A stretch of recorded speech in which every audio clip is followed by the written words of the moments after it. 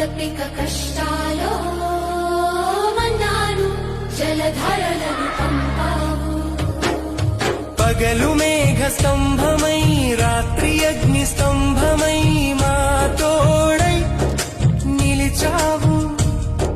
సీనాయి మీద 10 ఆజ్ఞలిచ్చావు. నీ మాటలోనే జీవముందని తెలిపావు. బంగారు దూడను చేసి తొలగిన మమ్ములను చూసి కృపతో క్షమించావు. మందిరములో నీ మహిమతో నివసించావు.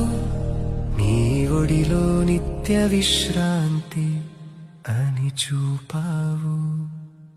ఇదే మా నిర్గమకాండము, దేవుని అద్భుత ప్రేమను వివరించే సత్య గ్రంథము.